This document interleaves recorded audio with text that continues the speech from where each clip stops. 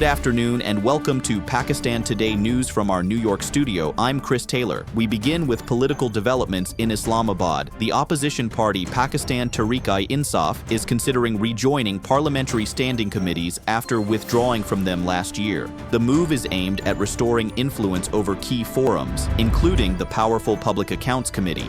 PTI leaders acknowledged that their absence weakened parliamentary oversight and limited their impact on government policy. However, the final decision rests with party founder Imran Khan, who remains in jail. Senior leaders say they expect guidance from him after the party's nationwide protest planned for February the 8th. Turning now to the security situation in Khyber Pakhtunkhwa. Pakistan's Defense Minister Khawaja Asif has firmly denied reports of any ongoing military operation in Tira Valley. He says no army action is underway and insists that recent movement of residents from the area is part of routine seasonal migration due to harsh winter conditions, not forced displacement. The defense minister accused the Khyber Pakhtunkhwa government of exaggerating the situation and pointed to administrative failures at the provincial level. At the same time, the federal government maintains that intelligence-based operations against terrorist elements are continuing, warning that future action may be inevitable, while stressing that no large-scale combat has been ordered. For more on this developing dispute, we're joined by our correspondent Adam Khan in the northern areas. Tensions remain high in and around Tira Valley as conflicting narratives emerge from federal and provincial authorities. Local residents say severe weather and security concerns have compounded their hardship, particularly for tribal families facing displacement during snowfall. Provincial officials argue that decisions affecting the area were taken without consultation, fueling mistrust on the ground.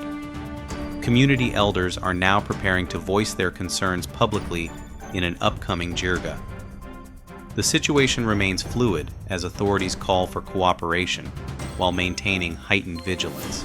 Thank you, Adam Khan, for that update. Meanwhile, Khyber Pakhtunkhwa Chief Minister Sohail Afridi has stepped up his criticism of the federal government over the Tira Valley issue. Rejecting claims of voluntary migration, he says residents were forced to relocate during extreme winter conditions. Afridi has accused federal authorities of making decisions behind closed doors and announced a grand Khyber Jirga to be held on Sunday in Jamrud.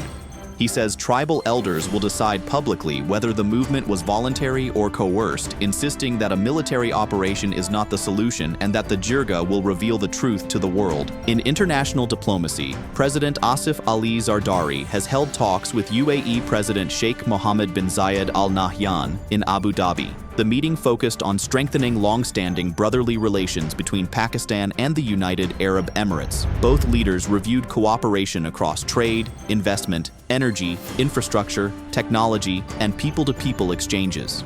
President Zardari thanked the UAE for its continued support, while both sides reaffirmed their commitment to regional peace, stability, and sustainable development, underscoring the enduring strategic partnership between the two countries. On the economic front, Pakistan and Australia are exploring a structured, long-term cooperation agreement in the mining and minerals sector. Petroleum Minister Ali Pervez Malik met Australia's new High Commissioner Timothy Kane and proposed an intergovernmental agreement to attract investment and build local expertise. Australian firms are already involved in major projects such as Reko Diq, with fresh interest in gemstone development and training initiatives. Both countries are also looking ahead to stronger collaboration at the upcoming Pakistan Minerals Investment Forum. There's cautious optimism for Pakistan's economy as well.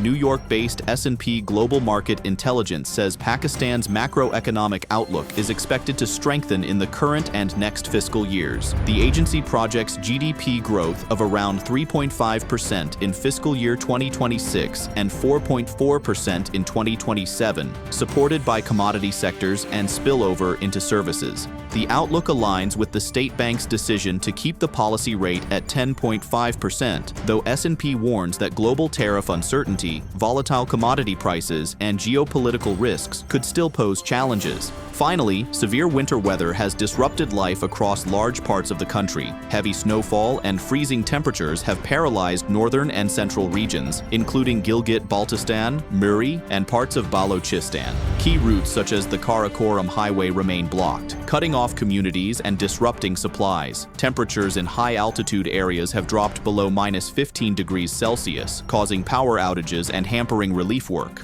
Authorities are urging residents and travelers to avoid unnecessary journeys as efforts continue to clear roads and restore access. That's all for now.